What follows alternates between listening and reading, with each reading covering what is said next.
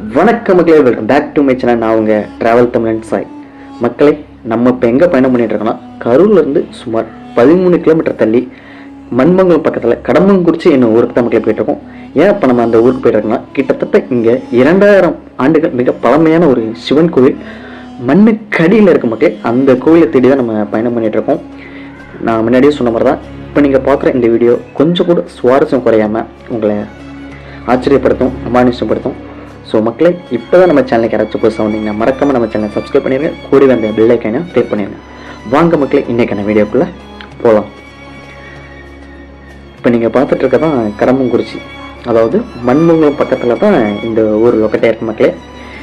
இப்போ நீங்கள் பார்த்துட்டு இருக்க இந்த ஒரு தென்னந்தோப்பு, இந்த ஒரு அழகிய தென்னந்தோப்புக்குள்ளே தான் ஒரு சிவன் கோவில் இருக்குது. கிட்டத்தட்ட மண்ணால் மூடப்பட்ட ஒரு சிவன் கோவில், அதிசயமான ஒரு சிவன் கோவில்னே சொல்லலாம். கிட்டத்தட்ட 2000-3000 ஆண்டுகள் மிக பழமையான ஒரு கோவிலை நமக்கு நம்ம தேடி பயணம் பண்ணிட்டு இருக்கோம். அதாவது சோழர்கள், பாண்டியர்கள் அந்த காலகட்டத்தோட தொடர்புடைய ஒரு மிகப்பெரிய ஒரு பிரம்மாண்டமான ஒரு தென்னந்தோப்புக்குள்ள இருக்க ஒரு அதிசயமான சிவலிங்க மக்கள் வட்ட வடிவில் இருக்க இந்த ஆவுடையார். வாங்க மக்கள், இப்படியே நம்ம தோப்புக்குள்ளே உள்ள பயணம் பண்ணி போனோம்னா கிட்டத்தட்ட ஒரு 100 மீட்டர் தொலைவில் தான் அந்த சிவன் கோவில் இருக்குது. நீங்கள் பார்க்குற இடம் எல்லாமே சுத்தமே பசுமையான ஒரு அழகிய ஒரு சூழலில் தான் சிவபெருமன் அழகாக காட்சியளிக்கிறார். இங்கே நான் முன்னாடியே சொன்ன மாதிரி கோவில் மண்ணுக்கு அடியில் தான் மக்களே கோவில் மறைந்திருக்கு.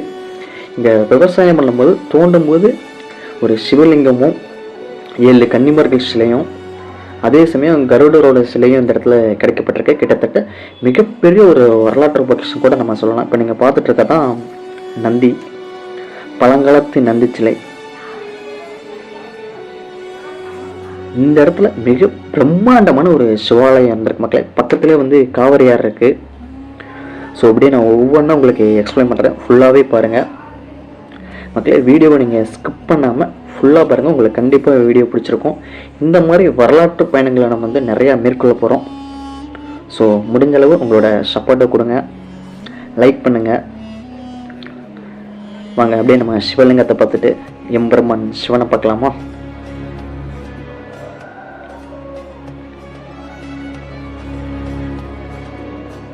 இந்த கோவிலோட பேர் உடையார் அப்பச்சி கோவில் மக்களே. நான் முன்னாடியே சொன்ன மாதிரி தான் கடம்பங்குறிச்சி அப்படிங்கிற ஒரு ஊரில் இருக்குது. நீங்கள் கூகுளில் மேப் போட்டால் கூட சரியாக அந்த இடம் காட்டும். நீங்கள் கொஞ்சம் தூரம் ஊர்க்காரங்கள்ட்ட கேட்டிங்கன்னா அவங்களே இந்த கோவிலுக்கு உங்களை கூட்டிகிட்டு வந்துடுவாங்க. நான் முன்னாடி சொன்ன மாதிரி தான் மிக பிரம்மாண்டமான ஒரு கோவில் ஒன்று இந்த இடத்துல இருக்குது. அதாவது சோழர்கள் காலத்தில் கட்டி, அதாவது கொங்கு சோழர்னு சொல்லுவாங்க பார்த்தீங்களா, அவங்களோட காலகட்டத்தில் இந்த இடத்துல நம்ம நின்றுட்டு இருக்க இடத்துல மிக பிரம்மாண்டமான ஒரு கோவில் இருந்திருக்கு. இப்போதைக்கு நமக்கு கிடைக்கப்பட்டது ஒரு சிவலிங்கமும் 7 கன்னிமார் சிலைகளும் ஒரு கருட சிலை மட்டும்தான் நமக்கு கிடைக்கப்பட்டிருக்கு. இவர் வட்ட வடிவிலான ஒரு ஆவுடையார் சிலை மக்களே. அதாவது கிட்டத்தட்ட 2000-3000 ஆண்டுகள் மிக பழமையான ஒரு சிவலிங்கம். உங்களுக்கு தெரியும், சிவலிங்கத்திலே பல வடிவங்கள் இருக்குது. சதுர வடிவில் இருக்கும், வட்ட வடிவில் இருக்கும், முக்கோண வடிவில், இந்த மாதிரி நிறைய வடிவில் சிவலிங்கம் இருக்குது. இங்கே நமக்கு கிடைக்கப்பட்டிருக்கிறது சோழர்கள் காலத்து தொடர்புடைய ஒரு சிவலிங்கம். இங்கே பார்க்குற இடம் எல்லாமே பசுமை நிறமாக தான் இருக்கும் மக்களே. இங்கே ஆக ஒரு சின்ன விநாயகர் சிலை மாதிரி ஒன்று வச்சுருக்காங்க. இந்த மண்ணுக்கடியில் தான் மக்களே நிறைய கல்திட்டுக்கள் இருக்கிறதா கேட்டுப்பாங்க. ஒரு கோட்டை போன்ற ஒரு அமைப்பு இருக்காமா. ஸோ தொழில்துறைகள் எப்பயும் ஆராய்ச்சி பண்ணிகிட்டு இருக்காங்க மக்களே இந்த இடத்த. இப்போ நீங்கள் பார்த்துட்டு இருக்கிறது ஒரு கருடார்கள் சிலை. அதாவது இந்த இடத்துல பெருமாளுக்கும் தனி சன்னதி இருந்ததால் நமக்கு வரலாற்று ஆவணங்கள் கிடைக்கப்படுது. இது 7 கன்னிமார்கள் மக்களே ஒரே சிலையில் செதுக்கப்பட்டது. ஒரே பாறையில் செதுக்கப்பட்ட 7 கன்னிமார்கள் சிலை மிக பிரம்மாண்டமாக காட்சியளிக்குது. நீங்கள் அந்த சிலையை பாருங்களேன், உங்களுக்கு நான் மறுபடியும் அந்த சிலையை காட்டுறேன்.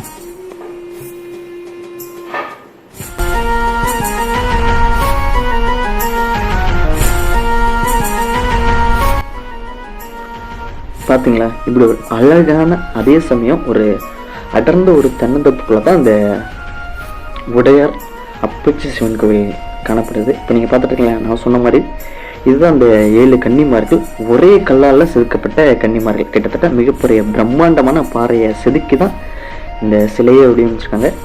இந்த இடத்துல தோண்ட மிகப்பெரிய ஒரு பிரம்மாண்டமான ஒரு கோவில் கிடச்சிருக்கு. ஆனால் இப்போதைக்கு இந்த இடம் ஃபுல்லாகவே ஒரு வயல்வெளி, ஒரு தோப்பு பகுதியினால சிவலிங்கத்தையும் அந்த 7 கன்னிமார் சிலையை மட்டும் மேலே எடுத்து வச்சு வந்து பிரதிஷ்டை பண்ணி வணங்கிட்டு வராங்க. இங்கே இருக்க சிவபெருமான் வந்து வெட்ட வெளியில் தான் மக்களை காட்சியளிக்கிறாரு. இவருக்கு சரியான ஒரு மேற்கூரை கண்டிப்பாக வேணும். நம்ம சேனலில் வந்து எனக்கு ரொம்ப பிடிச்ச ஒரு சேனல்னா அன்பெல்லாம் செய்யாது. அவரோட சேனலை வந்து நான் விரும்பி பார்ப்பேன். இந்த மாதிரி சிவலிங்கங்கள், தமிழ் கடவுளை வந்து தேடி தேடி பயணம் பண்ணி நிறைய வீடியோலாம் எடுத்திருக்காரு. அதே மாதிரி நம்மளோட வரலாற்று பயணமும் தொடர்ந்து கண்டிப்பாக வரும். இப்போ நம்ம இந்த சிவபெருமானை வணங்கிட்டு இப்போ நம்ம எங்கே போயிட்டுருக்கோன்னா, அதாவது இந்த நிலத்தோட சொந்தக்காரர் வந்து நான் உங்க காட்டுறேன் பாருங்க, அந்த குட்டி பையன் தான். அந்த குட்டி பையன் தான் நமக்கு இந்த இடத்தெல்லாம் காட்டினான். தம்பி நம்மளை வந்து இன்னொரு இடத்துக்கு கூட்டி போகிறேன் அப்படின்னு சொல்கிறான். அதாவது ஒரு பெரும்பாலே வந்து கருப்பராக இருக்க ஒரு கோயிலுக்கு என்னை கூட்டிகிட்டு போகிறேன்னு சொன்னான்.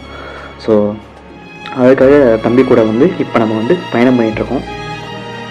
ஒவ்வொரு இடமும் உங்களை வந்து சத்தியமாக மர்மத்தை உங்களை காட்டும்னு நினைக்கிறேன் நான் கண்டிப்பாக.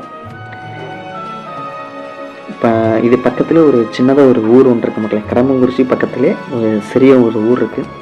அந்த ஊருக்குள்ளே தான் ஒரு அதிசயமான பெருமாளை இங்கே வந்து கருப்பராக மாறின ஒரு கோவில் ஒன்று இருக்குது. அந்த கோவிலுக்கு தான் நம்மளை வந்து தம்பி கூட்டிகிட்டு போயிட்டுருக்காரு. வாங்க அப்படியே தம்பியோடு சேர்ந்து நம்மளும் பயணம் பண்ணுவோம். இந்த இடம் முழுவதுமே காவேரிக்கு ஆற்றங்கரையோர மக்களே. இப்படியே நீங்கள் அந்த ஆற்று ரோட்டையே நேராக போனீங்கன்னா நீங்கள் வாங்கல் போகலாம். அப்படியே நீங்கள் இந்த சைடு வந்தீங்கன்னா நீங்கள் ஜேடர்பாளையம், பரமத்தியூர், வேலாஜபாளையம் அந்த சைடு வரலாம். ஆற்றுக்கு அக்கறையில் தான் இருக்கும். இந்த ஊரோட பேரே வந்து அக்கரை வாசல், அக்கரைன்னு தான் சொல்லுவாங்க அந்த ஊரோட பேரை. அப்படியே நம்ம தம்பி கூட பயணம் பண்ணி தம்பி சொன்ன அந்த கருப்பர் கோவிலுக்கு வந்துட்ட மக்களே. மிக ஒரு அழகான ஒரு கோவில். எந்த ஒரு சுவரெல்லாம் கிடையாது மக்களே. கூரையில் தான் அந்த கருப்பரோட கோவிலே அமைச்சிருக்காங்க. இங்கே பாருங்கள், மிக பிரம்மாண்டமான வேல்கள்லாம் இருக்குது. பக்கத்திலே மிக மிக பிரம்மாண்டமான ஒரு வாய்க்கால் ஒன்று இருக்குது.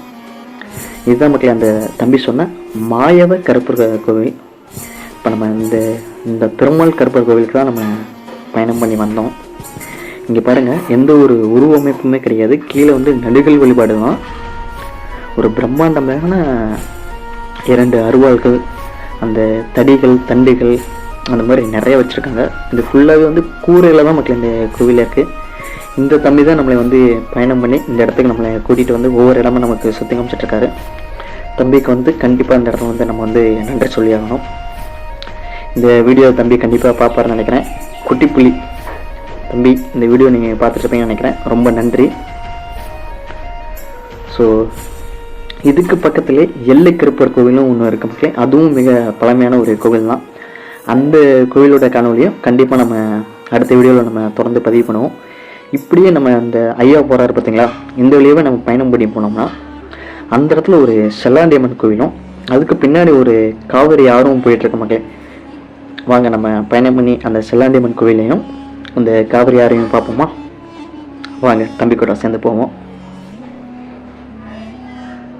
மக்களே. நம்ம போடுற ஒவ்வொரு வீடியோவும் ரொம்ப தூரம் பயணம் பண்ணி சிரமப்பட்டு தான் வீடியோவை நம்ம பதிவு பண்ணிகிட்ருக்கோம்.